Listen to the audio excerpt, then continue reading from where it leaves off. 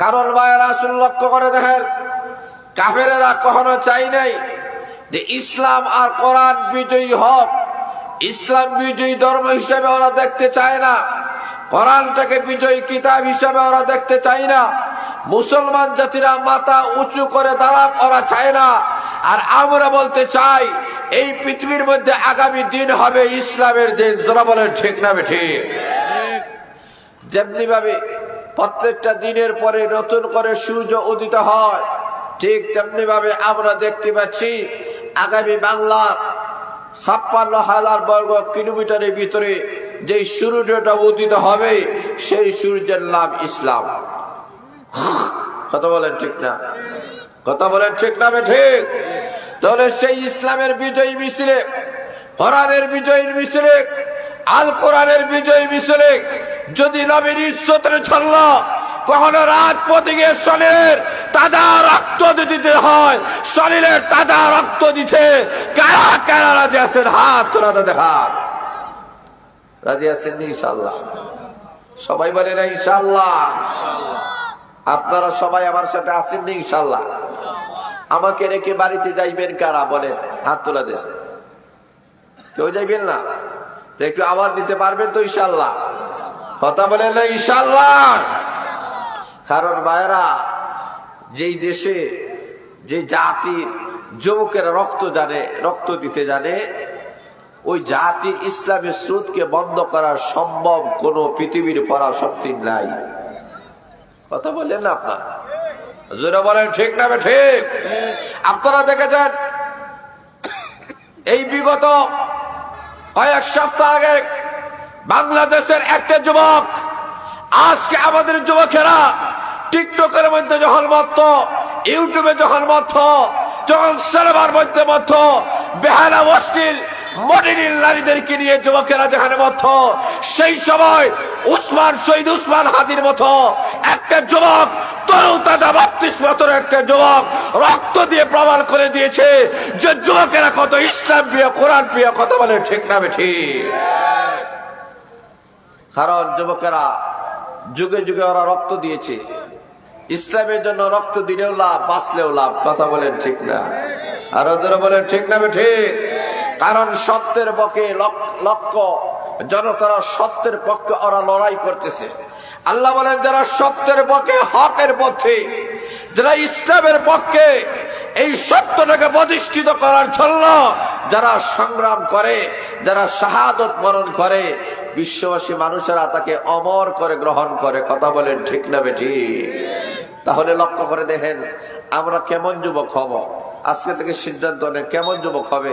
আপনি কি টিকটক টুইটারের যুবক হবেন, না উসমান হাদির মতো বীর মুজাহিদ হবেন?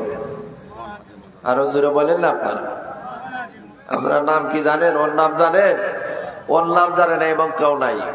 বাংলাদেশের যাদের সন্তান আগমন করবে, অনেক মা বাবারা তাদের সন্তানের নাম সিলেক্ট করে দিছে যে রাখলেই উসমান হাদির মতো একটা বীর সন্তানের নাম রাখবো। আরো জোরে বলেন ঠিক না বেঠিক? কথা বলেন ঠিক না বেঠিক? কেন? এটা বুঝতে হবে।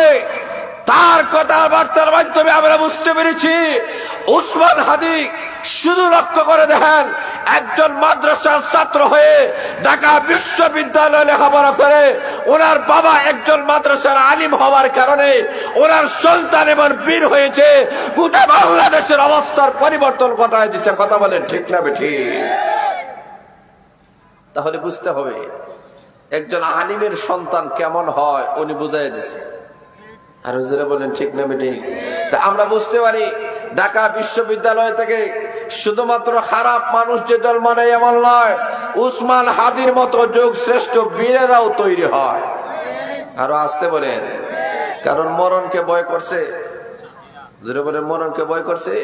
মরণকে ভয় করে নাই।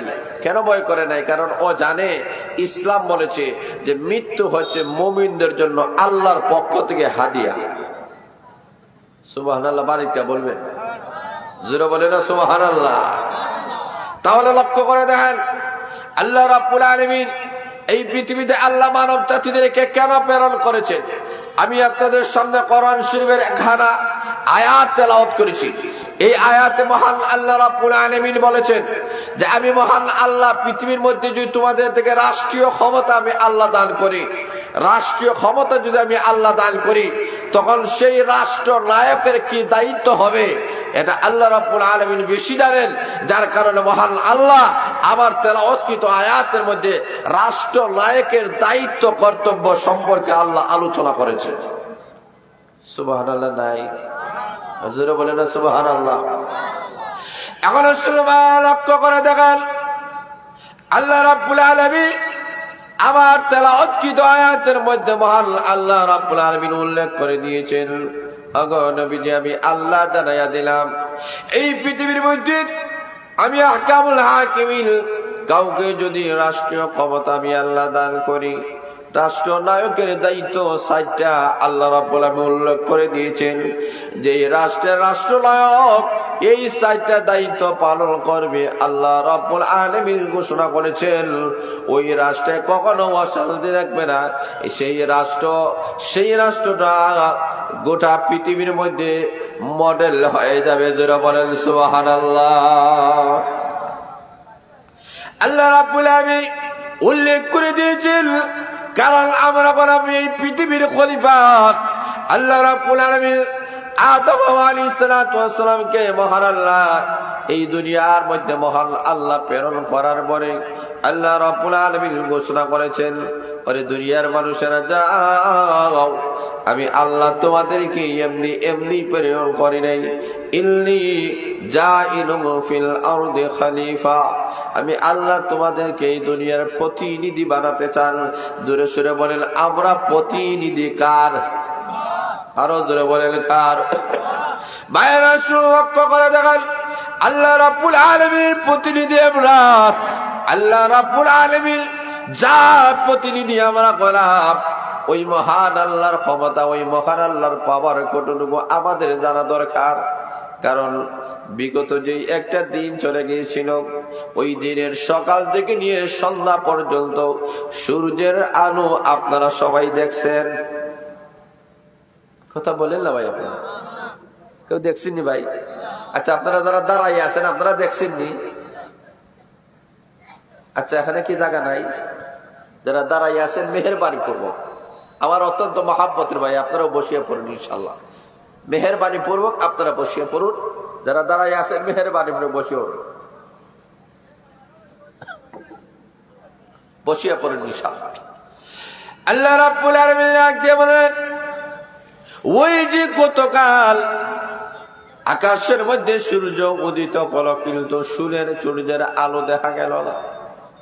দুনিয়ার মানুষেরা গতকালকে যদি সমস্ত ক্ষমতাধর মানুষেরা, সকল দরের মানুষেরা ঐক্যবদ্ধ যদি হইয়া বলতো না সূর্যের আলো দেখানো লাগবে, কোন মানুষের পক্ষে কি সম্ভব?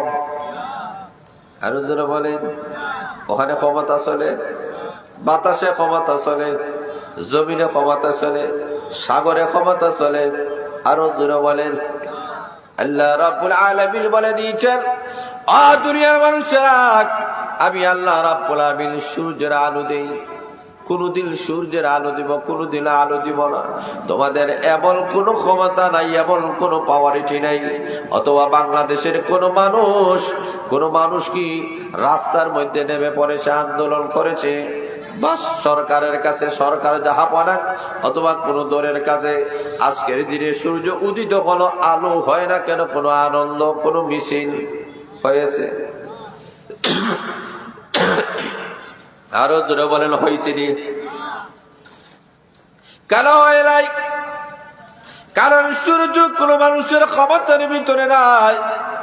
আল্লাহ রাব্বুল আলামিন বলেন দুনিয়ার মানুষেরা এত বিশাল বড় একটা সূর্য পৃথিবীর কেউ চালাতে পারে না, আমি আহকামুল হাকিমিন চালাই।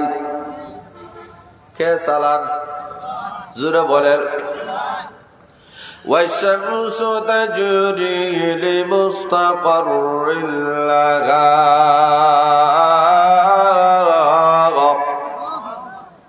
ذلك تقدير العزيز العليم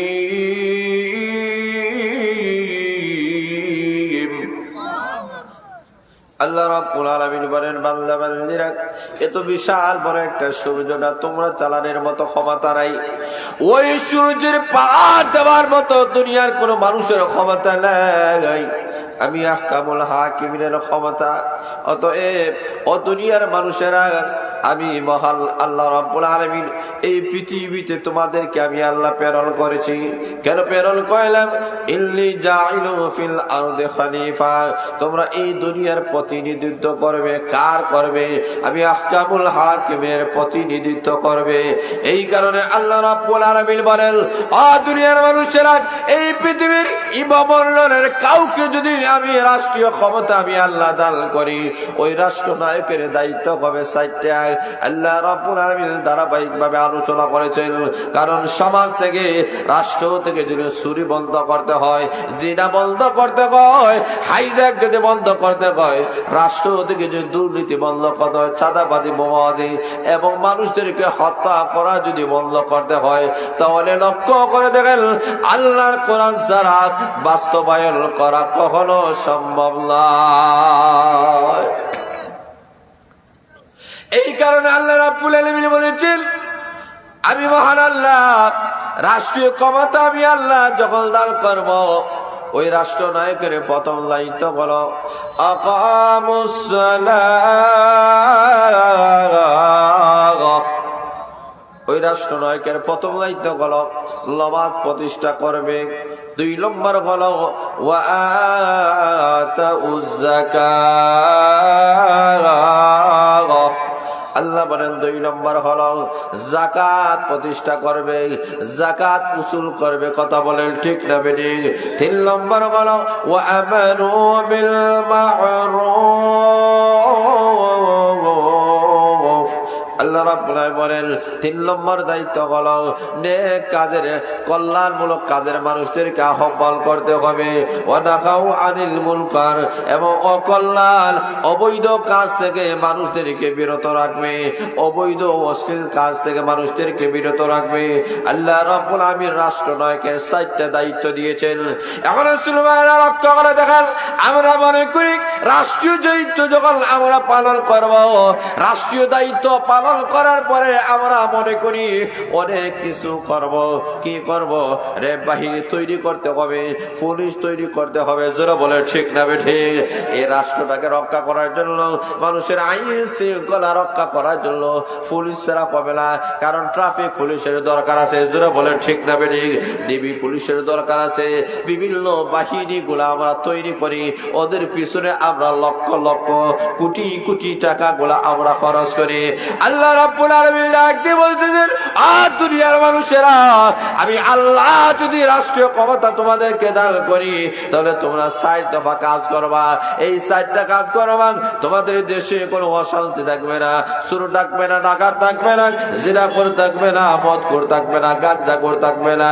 বরং গোটা দেশের মানুষ, প্রত্যেকটা মানুষ যদি এই 4টা দায়িত্বের ভিতরে আসে যায়, এই 4টা দায়িত্বের ভিতরে যখন ঢোকে যাবে, সেই দেশে পুলিশ লাগবে না, আর্মি লাগবে না, বিডিআর লাগবে না, সেই দেশে মারা লাগবে না, জেল লাগবে না, জুলুম লাগবে না। অটোমেটিক প্রত্যেকটা মানুষ আল্লাহ ওয়ালা হয়ে যাবে। জোরে বলেন সুবহানাল্লাহ। এই কারণে আল্লাহ রাব্বুল আলামিন বলেন, 1 নম্বর হলো ওই রাষ্ট্রনায়কের প্রথম দায়িত্ব হলো আকামুস সালাহ, উনি নামাজ প্রতিষ্ঠা করবেন। তাহলে বোঝা গেল প্রথম নম্বর দায়িত্ব হলো নামাজ প্রতিষ্ঠা করা।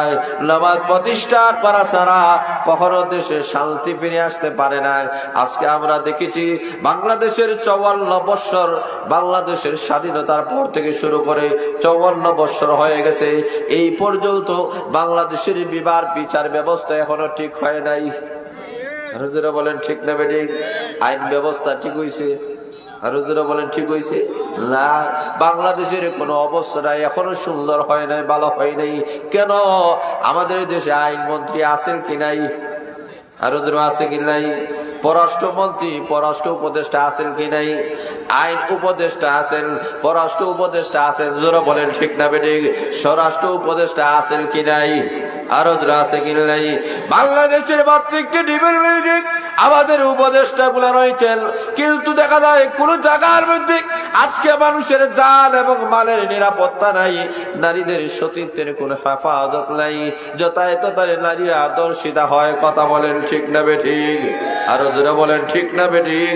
আমাদের মা বোনেরা স্কুলে পড়ে, কলেজে পড়ে, ভার্সিটিতে পড়ে, কিন্তু নিরাপত্তার সাথে ঘরে আবার পড়তে ফিরতে পারবে কিনা এই গ্যারান্টি বাংলার জমিনে আসেনি।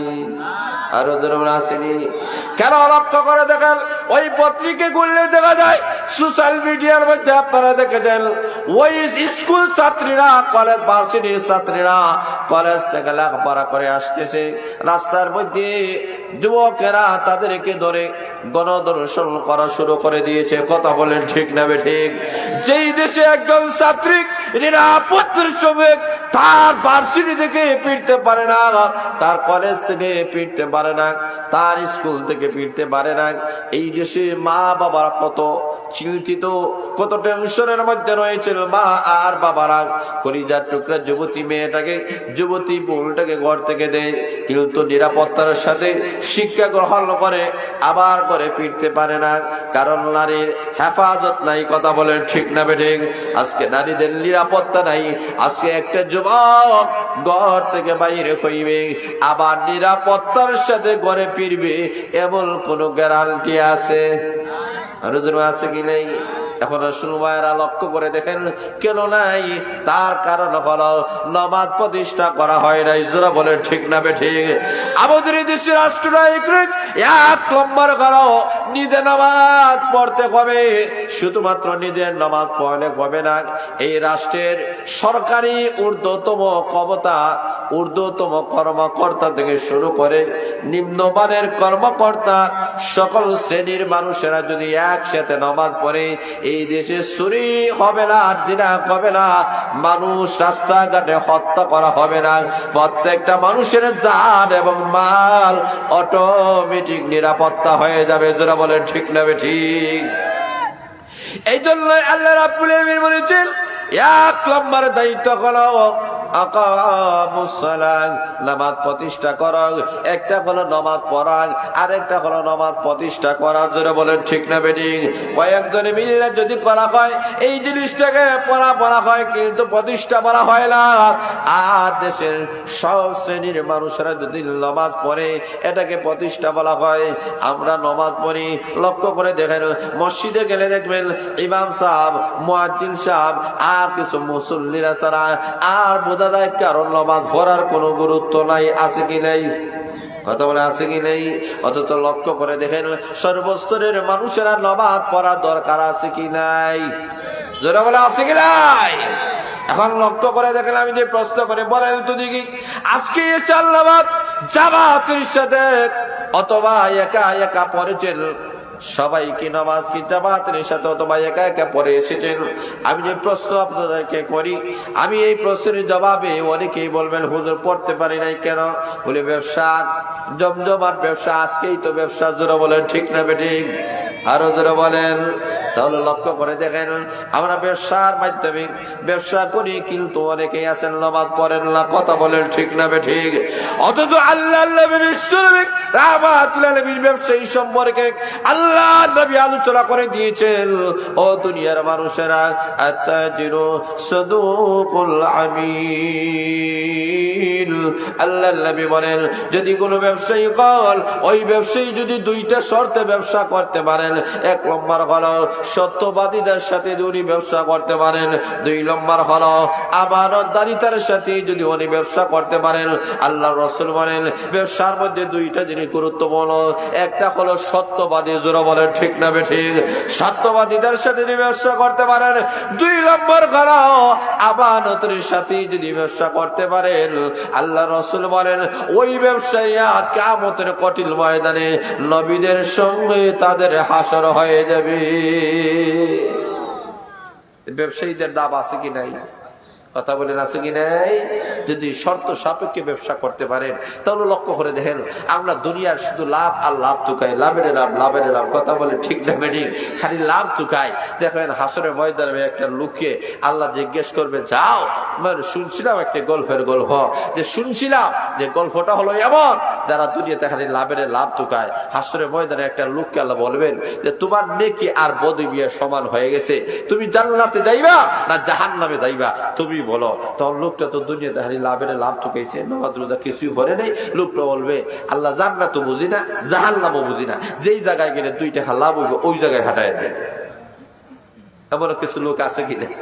কথা বলে আছে কি নাই?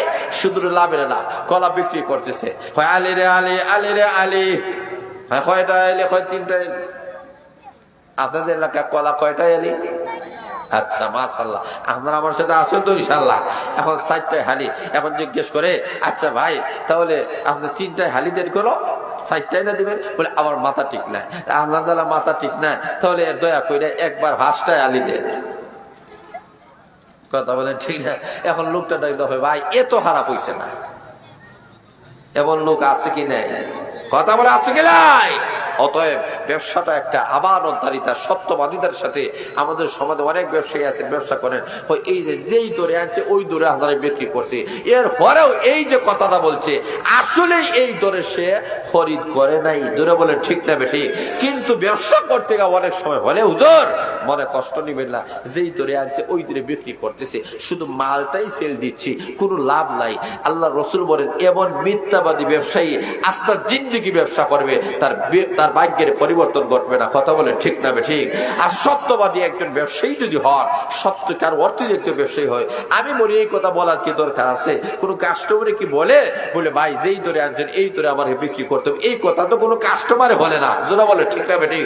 ওরা কাস্টমারে বলে ভাই অসুবিধা নাই, আপনি তো ব্যবসা নিয়ে বইছেন আপনার লাভ করার জন্য। হ্যাঁ, অন্যর কাছে আপনি হয়তো দ্বিগুণ লাভ করবেন, আমার কাছে 1 গুণ লাভ করেন, এতটুকু করা দরকার। যেটা বলে ঠিক না বেঠিক?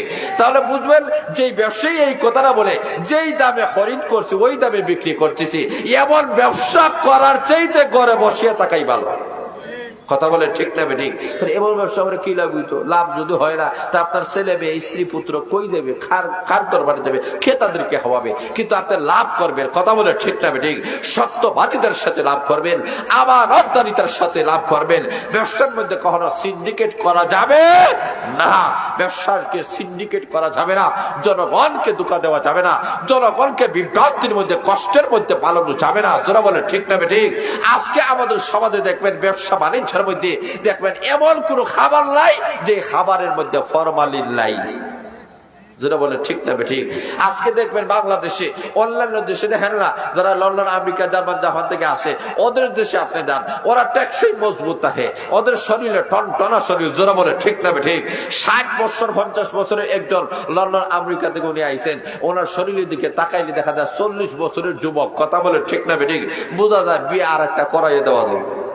কথা বলে ঠিক না বেঠিক? আর আমাদের দেশে দেখবেন 20 বছর 22 বছরের যুবক, চেহারার মুখে তাকাইলে বোঝা যায় 80 বছরের বুড়ো হইছে। কথা বলে ঠিক না বেঠিক? কেন? ওই ফরমালিন যুক্ত খাবার। কথা বলে ঠিক না বেঠিক?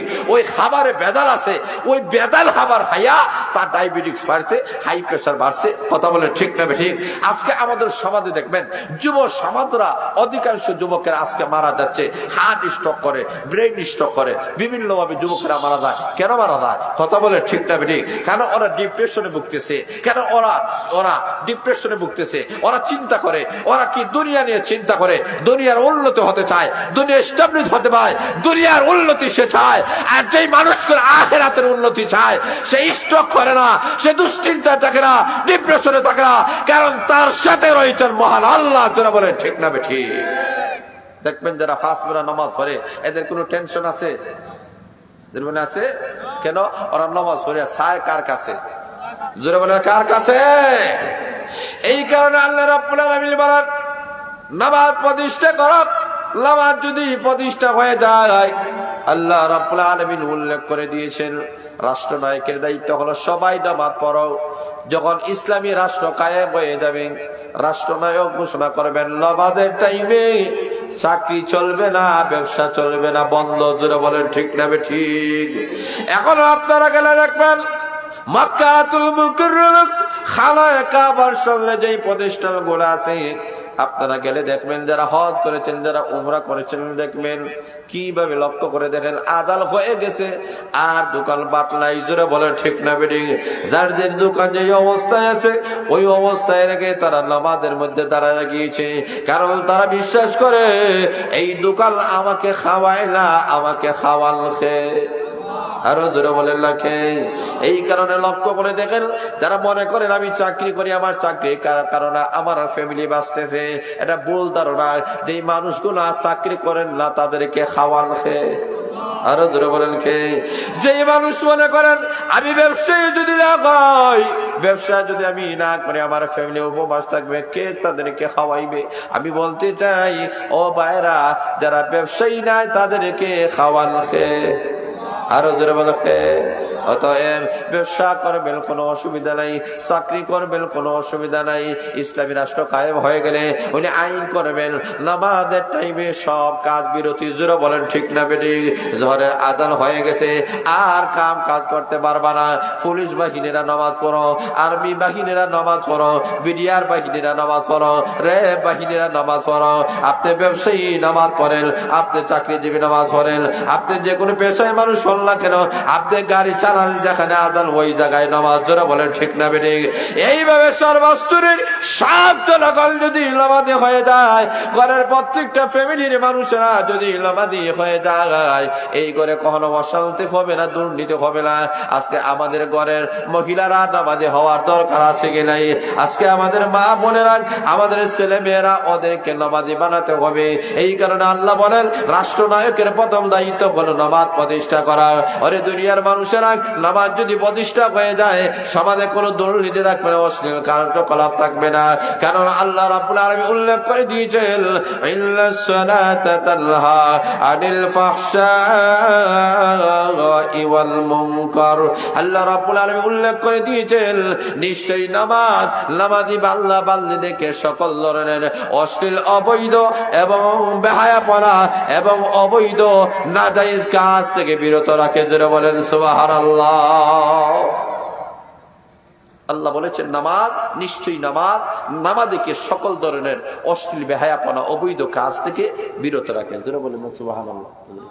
যাই হোক, হযরত চলে এসেছেন, আপনাদের সামনে গুরুত্বপূর্ণ আলোচনা পেশ করবেন। আজকের মাহফিলের প্রধান অতিথি, নন্দিত মুফাসসির কোরআন, বিশিষ্ট ইসলামী চিন্তাবিদ হযরতুল আল্লাম হযরত মাওলানা আশিক এলাহি সাহেব, সুদূর নোয়াখালী থেকে হযরত আগমন